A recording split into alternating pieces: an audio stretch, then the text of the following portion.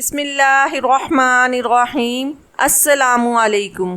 میں اماں کا سامان باندھ رہی تھی جب میری سہیلی مجھ سے ملنے چلی آئی اور مجھے دیکھ کر کہنے لگی، کیا تم کہیں جا رہی ہو جو یوں سامان پیک کر رہی ہو؟ میں نے کہا نہیں، میں نہیں جا رہی بلکہ میری اماں جا رہی ہیں تو اس لیے میں ان کا سامان پیک کر رہی ہوں۔ سہیلی نے حیرت سے مجھ سے سوال کیا کہ تمہاری اماں جا کہاں رہی ہیں؟ تو میں نے بہانہ بناتے ہوئے کہہ دیا کہ وہ میری چھوٹی خالہ کی طبیعت ٹھیک نہیں تو اماں ان کے پاس کچھ دنوں کے لیے رہنے جا رہی ہیں۔ میں اپنی دوست کو سچ بتا کر مزید سوالات و جوابات کی متحمل نہیں ہو سکتی تھی، اس لیے میں نے جھوٹ بولنے میں ہی عافیت سمجھی۔ اب میں اسے کیا بتاتی؟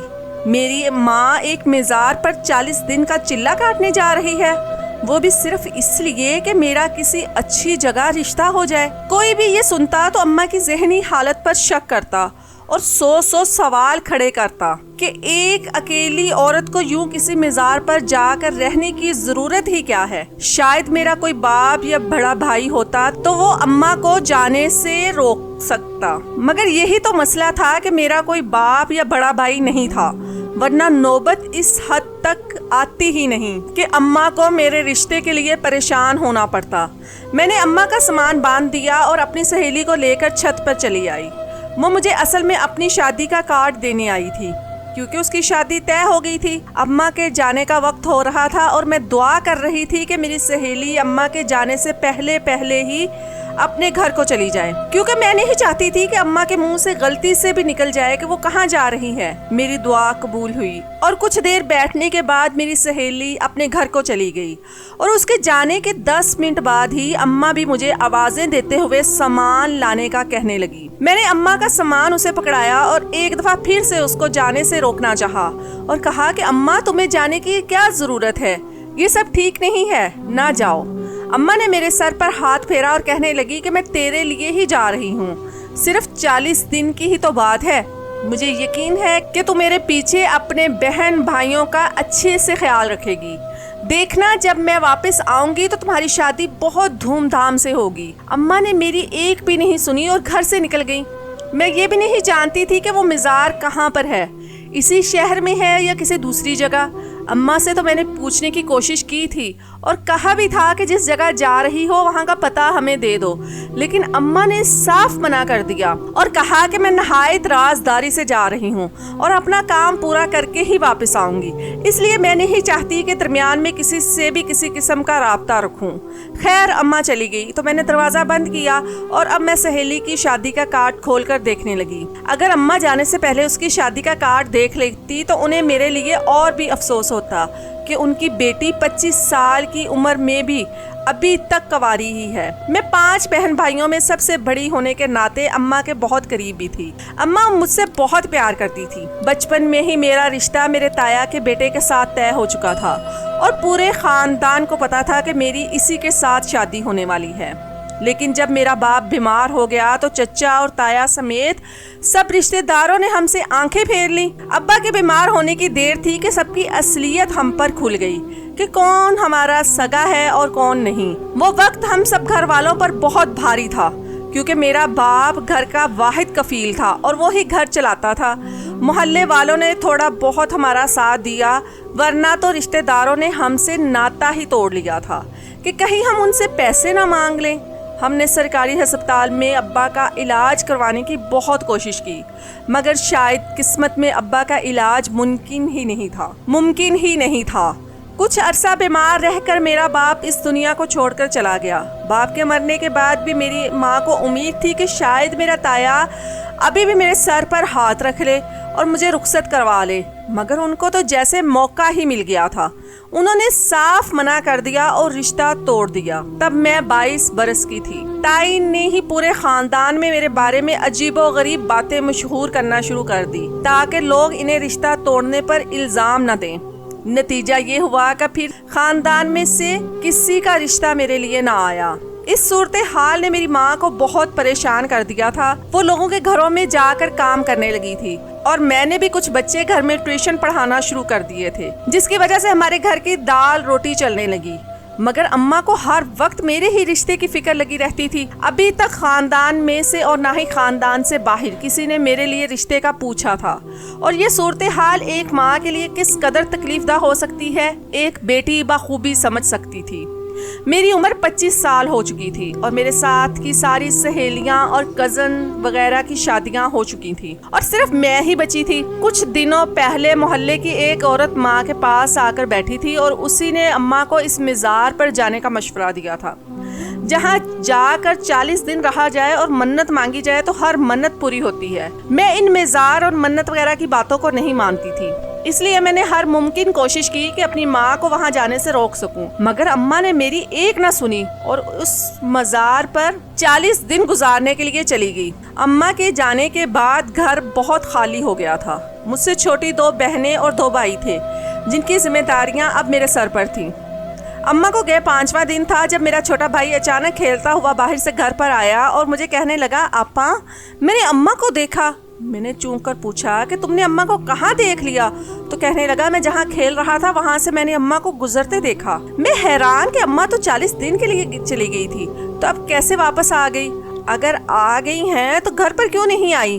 میں کافی دیر اماں کا انتظار کرتی رہی کہ شاید وہ گھر واپس آ جائیں، لیکن پورا دن گزر گیا اور پوری رات بھی گزر گئی، اماں واپس نہیں آئی۔ مجھے لگا کہ شاید میرے بھائی کو غلط فہمی ہوئی ہوگی۔ اماں نے جاتے ہوئے اپنے کمرے کو بھی تالا لگا دیا تھا۔ اب ایک ہی کمرے میں ہم سب بہن بھائی رہتے اور سوتے تھے۔ جب بھی محلے میں سے کوئی آتا اور میری ماں کے بارے میں سوال کرتا تو میں فوراً سے بہانہ بنا دیتی، اماں چھوٹی خالہ کے ہاں رہنے کے لیے گئی ہیں۔ میں گن گن کے دن گزار رہی تھی کہ کب میری ماں واپس آئے اور آخر 40 دن پورے ہو گئے۔ جب اماں گھر پر واپس آئی تو اماں کو دیکھ کر ایک لمحے کو تو میں پہچان ہی نہ پائی۔ اماں کی تو جیسے کایا ہی پلٹ گئی تھی، وہ بیوہ سے یکدم ہی سہاگن لگنے لگی تھی۔ اس کی رنگت پر بھی کافی فرق پڑا تھا اور اماں کا لباس وہ نہیں تھا جو کپڑے میں نے اس کے ساتھ بھیجے تھے۔ میں نے مشکوک نظروں سے اماں کو دیکھا اور کہا، اماں یہ سب کیا ہے؟ اماں کہنے لگی، میں نے کہا تھا نا کہ تیرا رشتہ میں پکا کر کے ہی رہوں گی، تو میں نے تیرا رشتہ پکا کر دیا ہے۔ 1 مہینے بعد تیری شادی ہے۔ مجھے سمجھ میں نہیں آیا کہ اس بات پر میں خوش ہوں یا ناراض۔ بغیر مجھ سے بات کیے اور بغیر میری مرضی جانے اماں نے میری زندگی کا اتنا بڑا فیصلہ کر دیا تھا اور مجھے اب بتا رہی تھی۔ ماں کہنے لگی کہ تو فکر مت کر، کل ہی تیرے سسرال والے آ جائیں گے تو تم اپنی آنکھوں سے سب دیکھ لینا اور اپنی تسلی کر لینا۔ مجھے سمجھ نہیں آ رہا تھا کہ یہ بیٹھے بیٹھے اماں کو اتنا اچھا رشتہ کہاں سے مل گیا جو وہ خوشی سے جھومتی پھر رہی ہیں۔ میں نے اماں کا سوٹ کیس کھول کر اس کے کپڑے واپس الماری میں رکھنا چاہے تو میں چونک گئی تھی، کیونکہ بیگ میں تو سارے ہی نئے کپڑے تھے۔ یہ سارے نئے کپڑے اماں کو کس نے دلائے؟ مجھے یاد تھا کہ جب اماں گھر سے جانے لگی تھی تو ان کے پاس صرف تھوڑے سے پیسے تھے جو وہ مشکل کرائے کے لیے بنتے تھے۔ اتنے مہنگے ملبوسات ہم نے ساری زندگی میں نہیں دیکھے تھے، تو پھر خریدنے کا سوال ہی نہیں بنتا تھا۔ میں نے اسی وقت اماں کو آواز دے کر بلایا اور پوچھا، یہ سب کہاں سے آیا ہے؟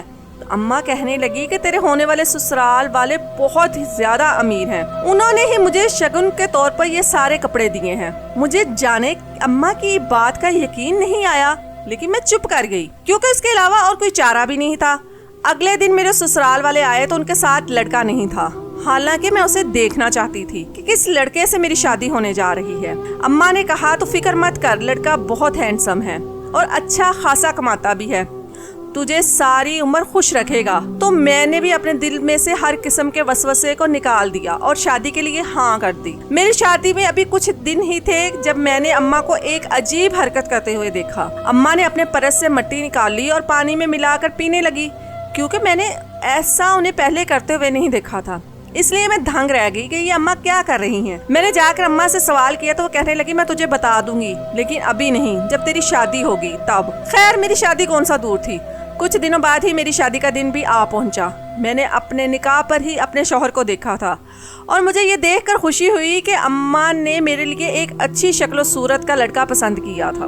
جب میں رخصت ہونے لگی تو اماں نے مجھے گلے لگاتے ہوئے میری مٹھی میں ایک پڑیا سی پکڑا دی اور میرے کان میں سرگوشی کرتے ہوئے کہنے لگی، یہ وہی مٹی ہے جسے میں اس دن پانی میں گھول کر پی رہی تھی، یہ یہاں کی عام سی مٹی نہیں، بلکہ میں اسے مزار سے لے کر آئی ہوں اور اس پر پڑھائی کی ہے. یہ تمہارے لیے میری طرف سے شادی کا تحفہ ہے. میں دل ہی دل میں حیران ہوئی کہ بھلا یہ کیسا تحفہ ہے. تو اماں نے سرگوشی کرتے ہوئے کہا کہ یہ ایک خاص راز کی بات ہے جو میں تجھے کل بتاؤں گی. تو بس اس مٹی کو کسی کی نظروں میں مت آنے دینا. میں نے ایسا ہی کیا اور جا کر وہ مٹی کی پڑیا اپنے سامان میں چھپا لی. اگلے دن ولیمے کے بعد میں اماں سے ملنے گئی تو میں نے پوچھا کہ اماں وہ مٹی تم نے مجھے کیوں دی ہے اور اس کا کیا کام ہے میرے پاس. اماں کہنے لگی اس مٹی کو معمولی مت سمجھنا. جب بھی تیرا شوہر تیرے سے جھگڑا کرے تو تو نے اس مٹی کو پانی میں گھول کر بلکہ شربت بنا کے اسے پلا دینا. پھر دیکھنا وہ کیسے تیرا غلام ہو کر تیرے آگے پیچھے پھرے گا. شوہر کو قابو میں رکھنا بہت ضروری ہوتا ہے ورنہ عورت کے قدم مضبوط نہیں رہتے. اماں کہہ تو ٹھیک رہی تھی اور کہہ بھی میرے بھلے کے لیے. اس لیے میں نے وعدہ کر لیا کہ میں ویسا ہی کروں گی جیسا کہ وہ بتا رہی ہیں. ویسے تو میرا شوہر بہت اچھا تھا اور میرا بہت خیال رکھتا تھا اور مجھے نہیں لگتا تھا کہ کبھی ہماری لڑائی بھی ہوگی. لیکن ایک دن ایسا ہو گیا کہ غلطی میری ہی تھی. میرے شوہر نے مجھے کہا تھا کہ میں اس کی ماں کو وقت پر دوا دوں کیونکہ اگر وہ دوا نہ کھائے تو ان کی طبیعت بگڑ جاتی ہے. لیکن میں بھول گئی اور میری ساس کی طبیعت اتنی خراب ہو گئی کہ اسے ہسپتال لے جانا پڑا. واپس آ کر میرے شوہر مجھ سے بہت ناراض ہوا اور مجھ پر بہت چلایا بھی. میں بھی اس سے لڑنے لگی کہ میرا اس میں کیا قصور ہے. قصور ہوتے ہوئے بھی ہماری لڑائی کافی بڑھ گئی اور وہ غصے میں گھر سے باہر چلا گیا. اچانک مجھے اماں کی دی ہوئی مٹی یاد آئی تو میں خوش ہو گئی اور جلدی سے وہ پانی میں گھول کر شربت بنایا اور اپنے شوہر کے آنے کا انتظار کرنے لگی. جیسے ہی وہ آیا تو میں نے میٹھے لہجے میں اسے مخاطب کیا اور کہا کہ غصہ ٹھنڈا کر لیں اور یہ شربت پی لیں. میرے شوہر نے وہ شربت پینا شروع کیا اور میں سانس روک کے اسے دیکھنے لگی. اماں کی باتیں میرے ذہن میں آنے لگی اور میں نے تو یہی سوچا تھا کہ شربت پیتے ہی وہ میرے قدموں میں بیٹھ کر مجھ سے معافی مانگے گا. مگر جو ہوا وہ تو میرے وہم و گمان میں بھی نہیں تھا. وہ شربت پی کر ایک ہی دم میرے شوہر کی طبیعت خراب ہونا شروع ہو گئی. وہ کھانسنے لگے اور اتنا برا حال ہو گیا کہ لمحوں میں ہی بے بس اور بے ہوش ہو گیا. اس کو یوں دیکھ کر میری تو چیخیں نکل گئی. میں نے جلدی سے محلے والوں کو آواز دے کر بلایا اور ہم سب پھر میرے شوہر کو ہسپتال لے آئے.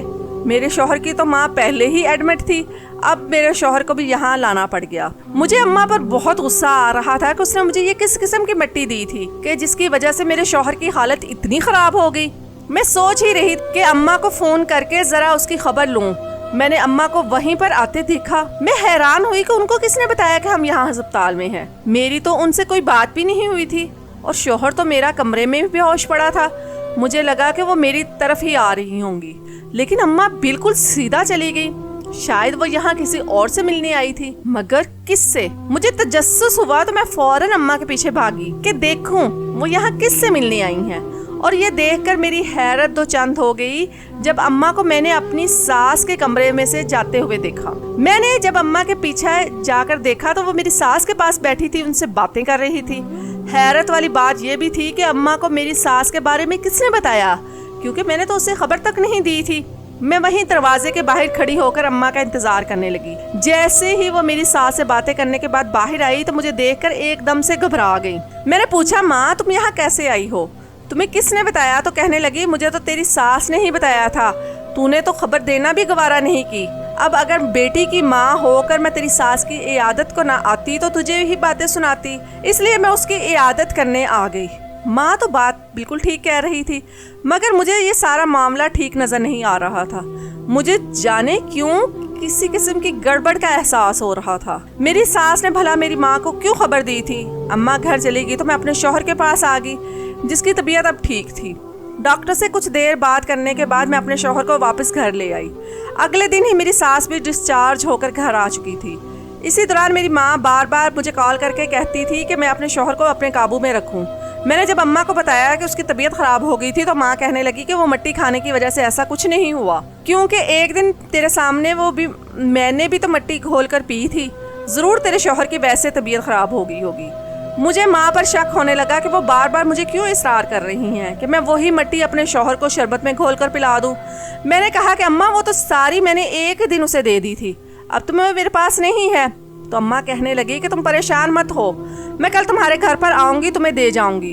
آخر میری ماں کے دماغ میں چل کیا رہا تھا؟ وہ کیوں چاہتی تھی کہ ویسا ہی کروں جیسے وہ کہہ رہی ہیں؟ میں ایک بار دیکھ چکی تھی کہ اس مٹی کی وجہ سے ہی میرے شوہر کی جو طبیعت خراب ہوئی تھی तो दोबारा मैं वैसा रिस्क लेना ही नहीं चाह रही थी। लेकिन सच का पता चलाना भी बहुत ज़रूरी था कि मेरी माँ मेरे पीछे क्यों पड़ी हैं। अगले दिन अम्मा मुझसे मिलने आई तो कहने लगी कि पहले मैं तेरी सास की ज़रा इयादत कर लूँ, वरना वो कहीं बुरा ना मान जाए। मैंने कमरे की खिड़की से झांक कर देखा तो मेरी सास अम्मा को कुछ समझा रही थी। फिर मेरी सास ने अम्मा के हाथ में एक चीज़ पकड़ा दी, जिसे लेकर मेरी माँ कमरे से बाहर आ गई। मैं जल्दी से एक तरफ को हट गई और अपने कमरे में आ गई। थोड़ी देर बाद ही मेरी माँ ने आकर मुझे फिर से वो मट्टी वाली पुड़िया दी और मुझे कहने लगी कि अपने शौहर को काबू में रखने का यही एक तरीका है कि तू उसे ये किसी शरबत में घोल कर पिला दे, और डरने वाली कोई बात नहीं, अब पहले जैसा कुछ भी नहीं होगा। मैंने अब साफ साफ बात करने का फैसला कर लिया और अम्मा को कहा कि क्या तुम जानती हो इस मट्टी में क्या था। अम्मा कहने लगी, अरे जो कुछ मट्टी में होता है वही तो था इसमें, और ये तुम्हें बताया तो था कि मज़ार से लाई हूँ, खास मट्टी है। मैंने कहा कि माँ झूठ मत बोलो, क्योंकि जब जब मेरे शौहर की तबीयत खराब हुई थी तो डॉक्टर ने मुझे बता दिया था कि इसने जो चीज़ खाई है इसमें जहर था, यानी इस मट्टी में जहर था। और अब आप फिर से वही जहर लाकर मुझे दे रही हैं कि मैं अपने शौहर को खिलाऊं और उसे मौत के मुंह में ले जाऊं। आखिर तुम मेरे शौहर की जान के पीछे क्यों पड़ी हो? क्यों अपनी बेटी का घर उजाड़ना चाहती हो? मेरे शौहर भी पास ही खड़ा ये सुन रहा था। अम्मा के तो रंग ही उड़ गए। मुझे कहने लगी, तुम गलत समझ रही हो, ऐसा तो कुछ भी नहीं है। मुझे तो ये मट्टी तुम्हारी सास ने दी थी और उसी के कहने पर मैंने आगे तुम्हें दे दी। पहले भी उसने मुझे दी थी और अब भी। बाखुदा मुझे तो नहीं मालूम कि इसमें क्या है। मैंने चीख कर अपनी सास को कमरे में बुलाया और कहा कि आपका सारा राज खुल चुका है कि आपने ही इस मट्टी के जरिए मेरे शौहर की जान लेने की कोशिश की, और अभी तो मैंने खुद देखा था कि आपने मेरी माँ के हाथ में कुछ पकड़ाया था, तो ये वही चीज़ थी क्या? अम्मा कहने लगी, मैं तो तेरी शादी की खातिर ही इस मज़ार पर 40 दिन के लिए गई थी। वहाँ एक दिन ये औरत भी आई और उसके साथ मेरी अच्छी खासी बातचीत होने लगी। तो मैंने इसे तुम्हारे बारे में बताया कि मेरी एक बेटी है और मैं उसके रिश्ते के सिलसिले में परेशान हूँ। तो उसने झट से अपने बेटे का रिश्ता पेश कर दिया, और इस मट्टी को देते हुए तो उसने मुझे यही कहा था कि अगर मेरी बेटी इसको शरबत में या पानी में घोल कर अपने शौहर को पिलाएगी तो उनके दरमियान मोहब्बत बढ़ेगी। तो उसने जैसा कहा मैंने वैसा ही आगे तुम्हें कह दिया। अब मुझे नहीं पता था कि इसमें तुम्हारी सास का क्या मुफाद छुपा हुआ है। मेरे शौहर ने सास को देखते हुए कहा कि मैं समझ गया हूँ, आपने ये सब क्यों किया। आप मुझे रास्ते से हटाना चाहती थी ताकि ये सारी दौलत और जायदाद आप और आपके बच्चों के नाम हो जाए। आप अब तक मेरी माँ बनने का नाटक करते रहीं, जबकि हकीकत तो यही है कि आप सौतेली थी और आपने सौतेलापन ही दिखाया। मेरी सास ने चीख कर कहा कि हाँ, मैं तुम्हारी सौतेली माँ हूँ और सौतेली माँ कभी सगी नहीं बन सकती। मैं अदाकारी करते करते तंग आ गई थी। मैं चाहती थी कि तुमको किसी ऐसे तरीके से रास्ते से हटाऊं कि हम लोगों पर इल्जाम ना आए, इसलिए मैंने तुम्हारी बीवी का सहारा लेने का सोचा। इस तरह इसके सर ये सारा इल्जाम आता और हम लोग बच जाते, तुम्हारे हिस्से की दौलत भी हम लोगों को मिल जाती। ये तुम्हारी सास एक बहुत ही बड़ी बेवकूफ़ औरत है, लोगों की बातों में बड़ी आसानी से आ जाती है।